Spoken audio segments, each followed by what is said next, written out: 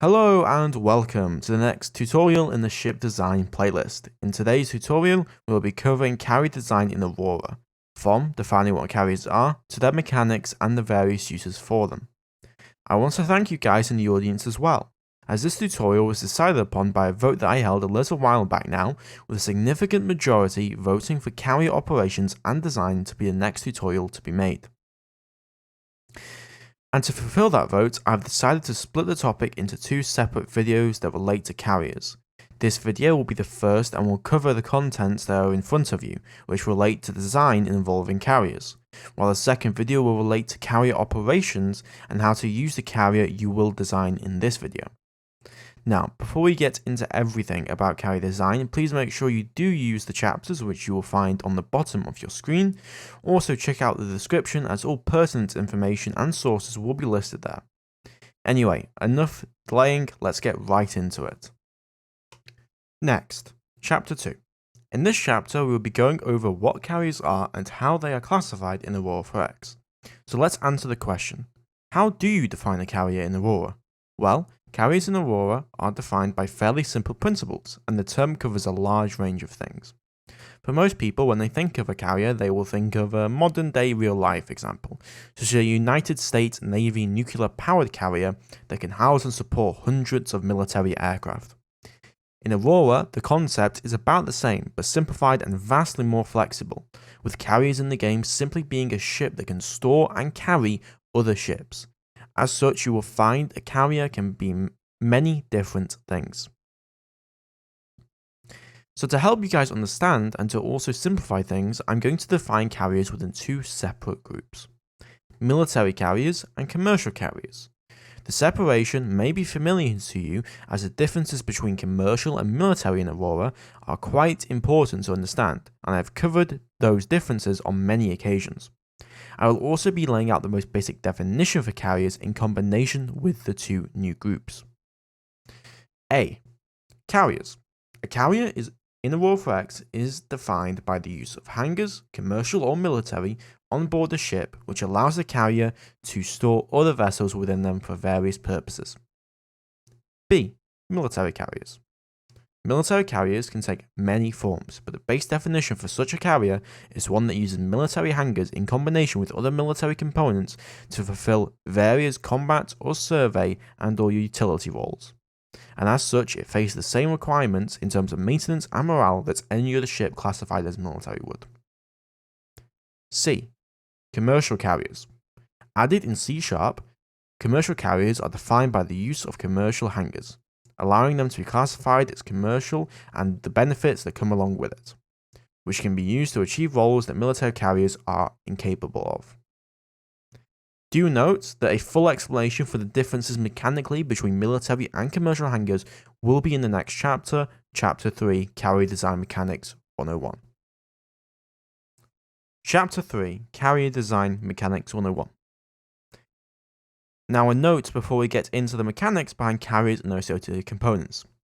I want to let you guys know that at the time of making this tutorial, we are on version 1.12. As you might know, the game is updated every so often, and mechanical changes can occur.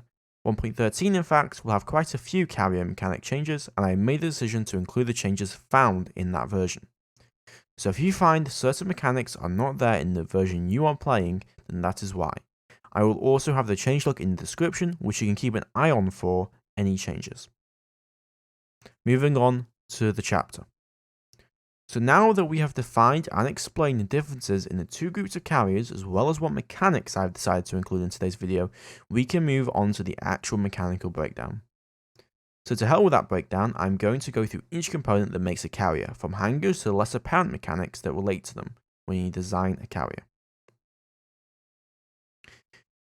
First off, let's talk about hangar decks. They are the most important part of developing a carrier. There are 4 types of hangar decks, which are also separated into the commercial and military categories. The hangar decks you may encounter are listed below. Each hangar deck has to be researched from the Logistics tab before they can be used, and they are classified as non-designable components, meaning that there is no need to use the component design window and instead they come how they are. You can also see the RP cost of each and the BP cost as well as size of each hangar deck on screen. A key aspect in terms of their stats as well is crew requirement. An important note and difference from VB6 to C# is that in C# the flight berths are automatically added whenever you add a hangar deck to a design, so keep that in mind. Now, let's explain the differences between each of them and also their similarities. Each hangar, as noted by the number next to their name, has a certain capacity. This capacity allows you to dock a ship up to the capacity of that specific hangar, but keep in mind that every hangar deck is stackable. So if you have 10 military hangars, that means you can carry up to 10,000 tons worth of ships. This works with any of the hangars, and once added, they stack together, making one big hangar bay.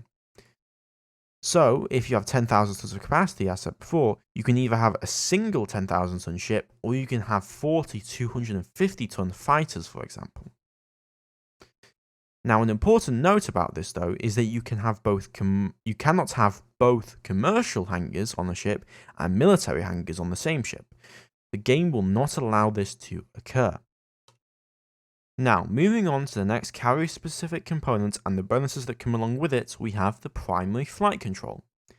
This is a command and control component that you can research from the Center and Fire Control tab in the research window. It is an extremely important component to any carrier if you can add it, as it provides a very powerful bonuses.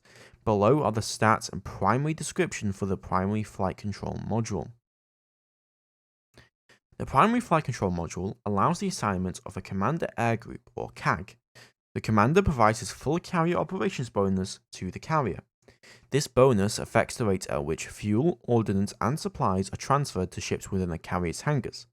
The required rank for such a person is one rank above the racial minimum, meaning that within the stock ranks you will need someone with the commander rank, which is one above the lieutenant commander rank. So as this description suggests, such a bonus is a significant one, especially when the commander of the ship himself only provides half his bonus. So here is an example of how this would work. Carrier A refuels its fighters at 50,000 litres per hour due to the racial tech level. If the commander of Carrier A has a 20% bonus in carrier operations, he provides half of it, meaning the carrier now refuels its fighters at 55,000 litres per hour. But in a case where Carrier A has access to a CAG or Carrier Air Group, which may have access to a carrier operations bonus of 30%, he would be able to provide the complete bonus, meaning that the Carrier A would refuel 40% faster thanks to the combined bonuses between the commander and the CAG, and as such that would make Carrier A refuel its fighters at 70,000 litres per hour instead of 55,000. You can apply this to ordnance transfer and supply transfer as well, as this is the exact same principle. So from what we have gathered from looking at the primary flight control and the bonuses that are provided from it, we can judge for a small overall cost you can get a significant increase in capability when you add such a module. Now, to help you understand mechanics in regards to how carriers interact with ship stock within them, the next part of the chapter will be going over mothership parasite interaction mechanics. Section C, Mothership Parasite Interaction Mechanics. Now, for this section, we're going to be talking about mechanics that directly affect ships that are docked within a carrier. To help explain it, we will be referring to any ship docked within a carrier as a parasite, and carriers themselves as motherships. And to do this, we will be listing off each mechanic individually as well. So, to start, number 1. All parasites inside a hangar do not have their maintenance clock tick up, with an exception being that parasites that are not commercial classified parasites inside commercial hangars do still take maintenance checks and their clocks still tick up. Number 2. Parasites automatically refuel, resupply, and reload when inside a mothership if they have access to the fuel, maintenance supplies, and missiles needed. All these resources are transferred according to your highest racial tech for the corresponding resource, from your refueling tech to your ordnance transfer rate, as it is assumed that each mothership includes a refueling system, cargo shuttle bay, and ordnance transfer system that only works within the hangars. Below are the differences between each type of transfer, from ordnance transfer to supply transfer. First, ordnance transfer. performed one at a time across each parasite at a rate corresponding to your racial ordnance transfer rate, with one exception, which is that unless the carrier itself has an ordnance transfer, in which case it can then rearm each of the parasites within it simultaneously, without the need to go through each single one of them and rearm them one at a time. Next, we have fuel transfer, performed one at a time across each parasite at a rate corresponding to your racial refueling rate. And like ordnance transfer, there is an exception, and that exception is that if you have a refueling hub on the carrier, then it can then refuel all of its parasites simultaneously. And then we have supply transfer. It is performed one at a time across all parasites at a rate corresponding to cargo shuttle technology level, with conventional tech transferring at 10 MSP per hour and TN technology transferring at 20 maintenance supplies per hour. And this continues and continues as you gain more technology levels. Now, two important notes regarding this are: one, all transfer rates, as described in this section, are affected by the carrier operations bonus. Second, keep in mind that for automatic refuel and resupply, that parasites will use up as much as they want to if you do not set a minimum to the class design window miscellaneous tab. And once all parasites have been set properly, they will no longer refuel or resupply from the mothership when it reaches the minimum you have set. Now, number 3. Motherships will automatically repair the armor of parasites within their hangars. Now, usually only available to be repaired by shipyards, armor can now be repaired inside the hangar, and it is treated like any other component in terms of cost and chance to repair, with one exception, and that is that in a successful repair, a number of armor boxes equal to the armor strength will be repaired. The rules in which armor is automatically followed is automatically repaired is as follows. Armor will be required from the most damaged armor columns first. No more than one armor point in a single column will be repaired per increment, meaning that you can only repair one armor point every 5 seconds at the minimum. And that is the end of this section regarding the mechanics, and in the next one we're going to be going over carrier types and the philosophy behind them, and also more structured details on designing carriers themselves. Chapter 4: Carrier types and the philosophy behind them. Now that you understand the mechanics behind carriers themselves, we're going to be discussing how you might want to use them, as well as the philosophy behind their use.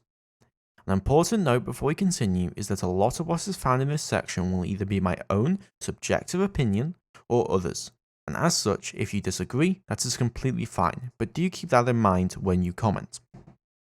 Now, we're going to move on to the first section of the chapter, Section A. This regards different carrier types and carrier types themselves. Now, in C#, there are many use cases of carriers, as they are simply a ship that contains hangars, and as such there is a wide spectrum of carrier types, but to allow you guys to understand what you might want to use them for, I'm going to give a general list of them.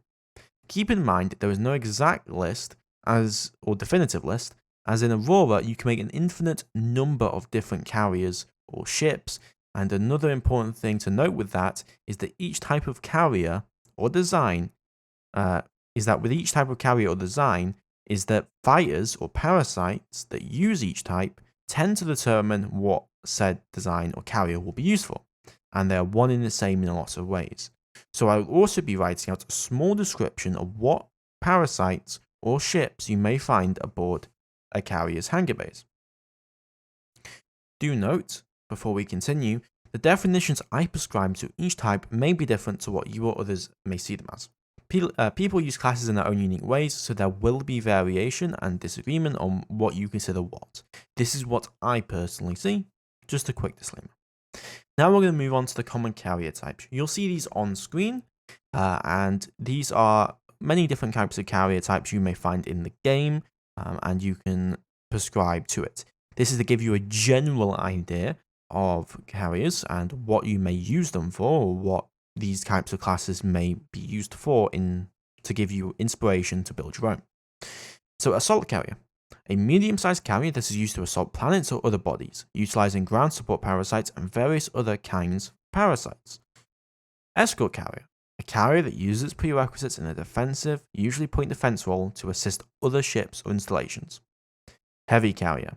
A large carrier, usually outfitted with massive hangars, they are capable of providing significant strike capability using their parasites.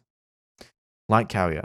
A small carrier, this can also refer to a ship that has a secondary role as a carrier, such as battlecruisers with some hangar space. Survey carrier. A carrier that utilizes parasites equipped with either geological or gravitational survey sensors to survey planetary bodies. Scout carrier. A carrier which uses parasites in a scouting role. This can be a dedicated carrier or a destroyer with a small boat bay and an AWACS-like parasite, aka a radar fighter that purely has no weapons but purely acts to detect enemy vessels. Next, we have auxiliary/utility carrier. A carrier which tends to be commercial and focuses on providing utility, such as moving around fighters from the back line to the main line, or the front line, as you may know it. Dropship carrier. A carrier which stores and houses parasites that can board enemy ships. This type of carrier usually works in tandem with ground forces as well. Command carrier. A carrier which takes on the role of a command-like vessel, utilizing a flag bridge to provide bonuses to the fleet while also being able to provide support through parasites. Now these are but a few of the different types of carrier you may encounter and or design. As previously stated, you can design and create new types of carriers whenever you want, so there is no official list. We will now be moving on to Chapter B, or not Chapter B, we'll now be moving on to Section B, Design Philosophy. Now that we have a few definitions and the ideas of the kind of carriers you may develop, we can start to talk about the philosophy that goes into the overall design mentality. Do note that to keep in mind that everyone has their own way of designing things, but this section entails how I do it and how I feel is the best approach, though you may find better approaches for your empire doctrine or however you may say, and there are other videos that may be able to help you more than this one in the playlist. Now, the most important thing about designing any ship is design focus, which entails designing a ship, in this case a carrier, for a specific mission profile or duty. For example, an escort carrier that utilizes beam fighters does not need a magazine to store fighter missiles because it will only utilize said beam fighters for that escort duty. Instead, you can use that free space that you save from not having that magazine to add more maintenance supplies or fuel, which beam fighters tend to crave more of. This is an example of design focus and building around a specific mission profile. This focus should be what governs your decision making when thinking of designing a carrier or any ship for that matter, so keep that in mind. Furthermore, what this means is that you should not try to confuse a design, as it is common for bad ships in Aurora 4X to be ships that attempt to do too many things at once and end up being poor at many things and not good at any one thing. So using the knowledge gained in the previous chapters, let's walk through the design process and how we may focus it to get the carrier we want. I'll be listing this process out accordingly. Okay, so the first step in the design process. 1. First, we must figure out what role we want this new carrier to take and what its hangar space will be for. For this purpose, I've decided to go with the commander carrier, referring to the previous section. This carrier will use beam fighters to provide point defense assistance to other ships, while also leading the fleet I currently operate. Now, on to number 2. Next, we must figure out how this vessel and the fighters will interact with our existing fleet and or what position it will take within it. Will it sit in the back and provide long-range escort support, or will it be used as a more frontline carrier that has the capability to hold a line with the rest of the fleet? To move us along, I've decided that this carrier will act as a rearguard escort that can launch beam fighters to provide assistance and provide command capabilities. And on to number 3 in the next part of the design process. The third part is about answering the question of how are we going to implement the role we have picked out.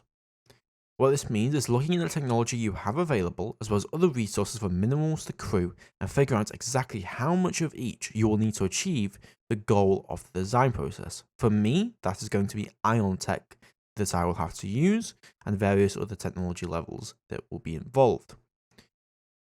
Number 4. Once we have picked out what technology, minerals, and other supplies we might need, we can begin to put together our carrier. This part is where you decide how much armor, weapons, hangar space, and more you will need to fulfill the role we have selected for our carrier. In this case, I have decided upon a 16 kiloton vessel to fulfill our role, so I have assigned 10% of the tonnage to armor, 30% to hangar space, 33% to engines, and the rest to fuel, maintenance supplies, and command and control modules, such as the primary flight control unit. Below is a layout of the design for you to be able to look at. As you can see, this vessel is heavily armoured and features significant hangar bay capacity. It will be used in a command role, and as such, it contains a flag bridge. It also contains various fighters, which we'll get to in a bit. The carrier exemplifies the role we have picked out. It is slower than many ships at the tech level, but it doesn't need to be fast, as it will sit in the rear and let its fighters be the fast ones to do the work. If it is targeted, however, it is a significant armor belt for its size and tech level. It also has plenty of maintenance supplies for its parasites, and while it is a fuel hog, I decided to complement the design with a tanker in support. While not perfect, this carrier satisfactorily fulfills its role. Moving on. Now that the components are added, we can look at the next most important part of any carrier, and that is its fighter complement. In this case, I've already designed some, but we'll go through that process anyhow. Remembering the goal of this carrier, we want a fighter that can act as point defense while not using missiles. Our best options would be either Gorse or railguns. In this case, I am choosing railguns. To be able to do well with its PD, we want the fighter to utilize the advantage of speed to give it a great tracking capability. As such, we will super boost its engines, as it does not need much range to do the job we're asking it to do. Below is a layout of the design. As you can see, this design uses a significantly boosted engine. It also gives nearly half of its tonnage to said engine. This allows it to reach a speed of close to 12,000 kilometers per second, allowing it to track almost as well as a Gorse turret might, while using railguns.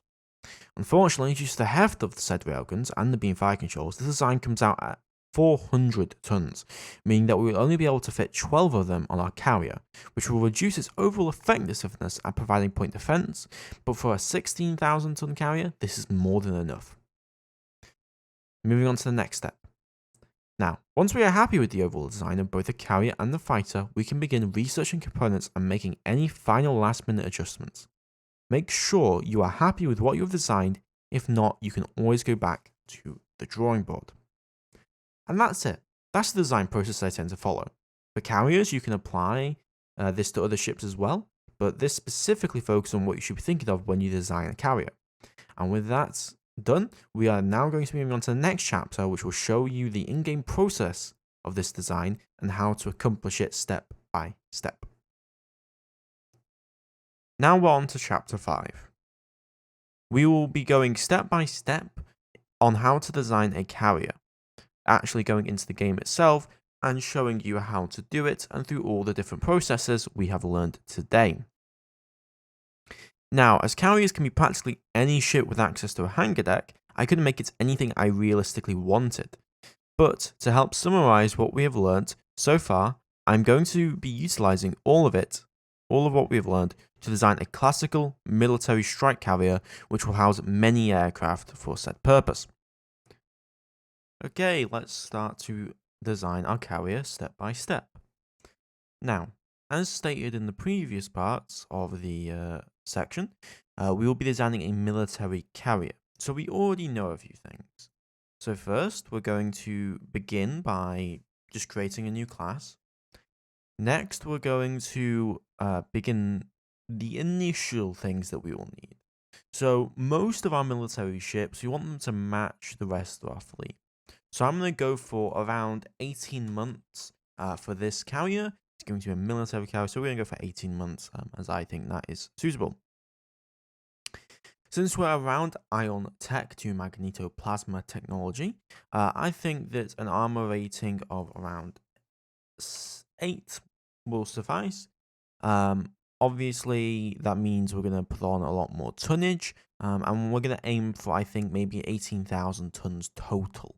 What I like to do with carriers specifically is to make a fraction, specify a fraction of their tonnage into hangar space. Usually, I like to go for 33%, but that may go lower depending on what you want out of the carrier, as the more percentage taken up by hangars, the less that you can add weapons and other things. In the optimal world, multi-purpose ships aren't the best, but they can be pretty cool, and there are a lot of things that you can do with them. So, we're going to begin our design process. So, if we want 18,000 tons, we're probably going to need about, let's think here, we're going to need about 6,000 tons worth of hangar space if we want 33%. So, I'm going to come over here and I'm going to add 6,000 tons worth of hangar space, which will allow us to carry 12 500-ton fighters, or 24 250-ton, or 48 125-ton, etc. And so that gives us a pretty decent capacity overall, 33% of tonnage. We are now up to 8,464. The question now is how fast do we want to make the carrier? Now, the benefit of carriers, of course, is that, well, they don't need to move to actually engage targets because they use their fighters. So we shouldn't need it to be that fast. But generally, I advise to match your fleet speed. So whatever your other ships move at, you can match that. Or you can do it the other way, where you have a slightly slower and more efficient carrier, and then your other friendly ships escort it and slow their speed down. That won't affect their point defense capabilities or their firing capabilities, but it will obviously make them slower and make it an easier target on the battlefield, and so you need to be aware of that. So let us get the engine. I already have a bunch of engines. This is a save, as you can see, but we're going to design an engine for this Battlestar or carrier. First things first is we're going to be using magnetoplasma technology, and we're going to need to drive 18,000 tons.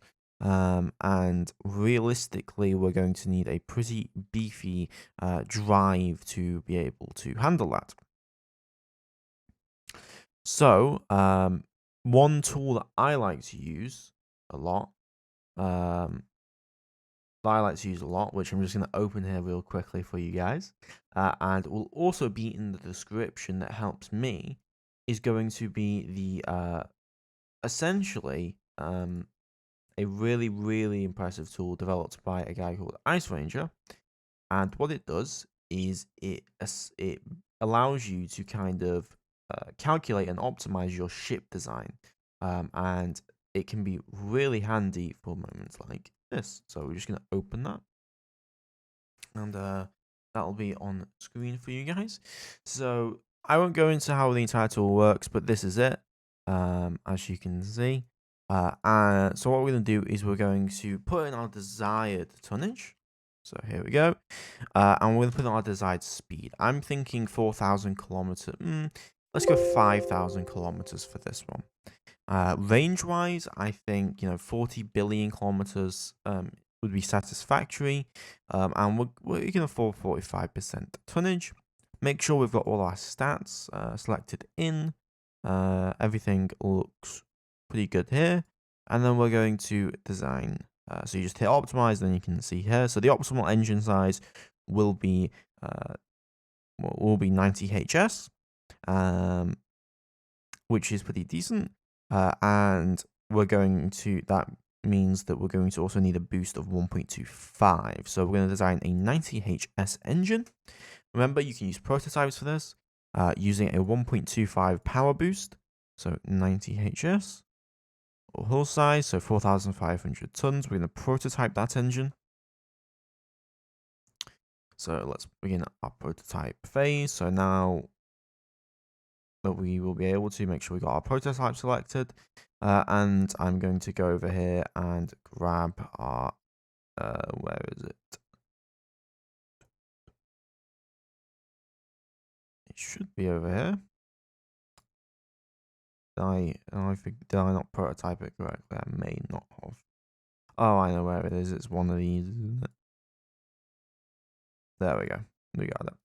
So that now takes us to 13,728 tons, and that gives us 4,000 tons to play around with. We are going to need to obviously add some fuel. We can't really escape that. We're going to need that fuel if we are going to reach that 40 billion kilometer range. So we're going to add, I think, 1.25 million liters of fuel. The rest of the tonnage we're going to put into maintenance, specifically to get our IFR down. And what IFR is every 5 days the chance that something will break. Generally, we want to get that to at least under 2%, and we also want to make sure that we can repair our most expensive component if we need to. Of course, as this is also a carrier, we're going to want to add some things to it. Notably, primary flight control, as we've discussed in previous chapters, how important that is. Also, a main engineering and an auxiliary control. We don't really need a combat information center just because we don't really have any weapons. We could add a few weapons on, but I don't really see a big use out of said weapons. The next piece of tonnage that we're going to need to be adding is obviously going to be two different things. So remember, even though we've done all this, we are still sacrificing a lot of hangar deck capacity, or a lot of space for that hangar deck capacity, and that means that we can't really fit on weapons or other different kinds of things. Now we could reduce our armor rating here, and that might allow us to do a little bit better, but that could be an issue if we're on the front lines. Now, this all comes down again to how you're using your carrier. So think about it, right? If you're gonna have your carrier in the back, don't move it forward and have it fight when it has no weapons. And you don't need to put a lot of armor on if it's always in the back being protected. So I think we were a little optimistic, and I'm gonna bring the armor down. And so that saves us some extra tonnage there. Now, as I said, next thing that we need to think about is either magazines and sensors. Now, if we were going to use missile fighters, we would want magazines, and it's up to you how many reloads you want. I usually recommend at least 4 reloads for your fighters, but you can also off-source that to a collier that will be in the fleet or a tanker that will be supporting the carrier and its movements. So that's up for you, how independent you want a carrier to be from other support vessels. But for me, I'm not going to be using missile fighters, so I have decided not to add any magazines so that I can spend the rest of the space on other important things. So now we need to design our sensors. So let's think about this. So our carrier, we don't want it to have a massive sensor. And the reason we don't want a massive sensor is that it's already big, so it's already likely to get targeted. Now, if we give it a massive sensor, it's also going to have a big electromagnetic signature. And if there's a big electromagnetic signature and thermal signature, it's likely to be targeted first by the enemy vessels, and we don't really want that. So we're going to add some decent sensors, but we're not going to go overboard with sensors. We're just going to give it the standard suite of sensors, which is usually a resolution 5,000 ton, and then a resolution 50 ton, and the reason for that is so that we can detect both missiles and enemy ships. You can fine tune this if you find that your opponents are bigger or smaller sizes to get a little bit extra range, but I don't really find that it's worth it personally.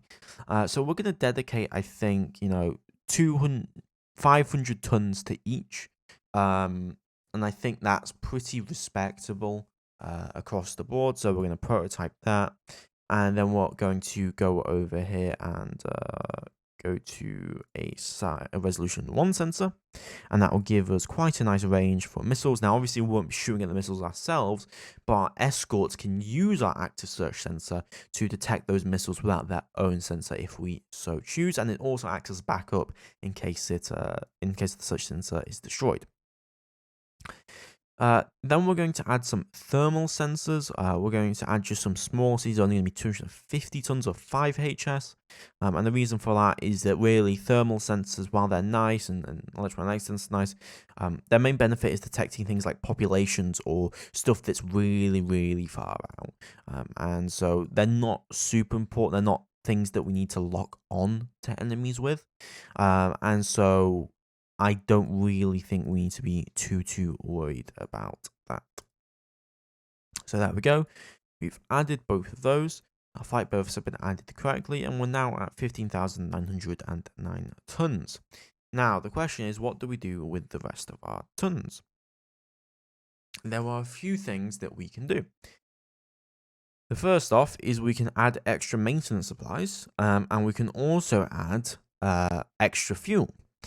So beam fighters are going to be pretty heavy on the maintenance supply usage because every time they fire, there is a 1% chance, this even goes for missile fighters, 1% chance that the weapon will jam and fail and they will need to go back to base and have that rearmed. And because beam fighters are firing a lot more than, let's say, like missile fighters, which may go in, fire off their torpedoes, and then head back, this can obviously be of great concern. So we're going to begin by adding some extra maintenance storage. And that is going to allow us to essentially, that extra storage is going to allow us to repair any faults that may happen for our fighters. So we're going to add in some large maintenance storage base. Don't be confused. The fighter maintenance storage base for fighters, not for capital ships. It's just confusing because we're building maintenance storage for fighters. But yeah, so we're going to get some large, and so that gives us 1,500. So for the fighter that I will be using with this, I've already got one, and this is just an example. Like this fighter here. It will use at most 75 MSP to repair the gun. Maintenance is related to cost largely. So if we have a look at the weapon this is using, this is just a fire. You can use any fighter as an example. If we have a look at the weapons, I'll go to railgun, and we'll have a look at the 100mm AKWS. It has a cost of 20.8. The engine it uses has a cost of 75, I do believe. Yeah, it has a cost of 75, which means the maximum MSP is 75 to repair. So we now know that if we add that extra bit of, and this is something that I think a lot of people forget about, with the extra bit of maintenance supplies, 1,500 extra maintenance supplies, that means that theoretically, we could repair essentially the gun barrels of our fighters 100 times over. That's a lot. I don't think we need that, and so that's why I'm going to actually not go for that big of a bait. Instead, I'm just going to go for a simple few maintenance storage bays, about 500 extra maintenance supplies, which should be able to cover around 40, 50 repairs for our gun. We don't need to overbuild that necessarily. Okay, now the stuff we got left, there's a few things that you can do. You can add in some point defense systems. I haven't added the active sensors. Oh, that was a mistake. Let's add in those active sensors really, really quick. There we go. So you can add in some point defense. You can up the armor. You can add some extra fuel. At this point, you're really just trying to fill the design. And the question is, why do we want to reach 18,000 tons or 16,000 tons? The main reason is jump drive efficiency. We want to be able to have clean numbers so that we know exactly how much we will need jump drive wise to be able to jump things. So this ship has obviously made a lot of sacrifices in both weapons and jump drive, and that it lacks both. And that allows it to achieve this 33% hangar deck capacity capability, which for a carrier is a great amount of hangar deck space, because that will allow us to take a lot more fighters on a much smaller vessel, so it's more efficient. So what I like to do though with our last bit of space is going to be just adding in just a couple of weapons here. So we're gonna add in a few weapons. So in this game I'm using railguns for my point defense. So we're gonna add in some railguns, and then we're gonna add in some beam fire controls as well, and that will be for point defense capabilities. So we'll add in this one, add in that, and then we also need a small reactor. And so this kind of illustrates that you can do pretty much anything with these. And we'll just add in a reactor. That's inefficient. That reactor should be much smaller because we're only actually consuming about 6 power. But I think this has gone on long enough, and I don't want to get into designing every single component. But just note that you want that power to match your weapon, and beam fire control wise, you want the beam fire control to have that extra range, even if the range on the actual gun is lower, and that's because of the range bands, as you can see. So this is showing at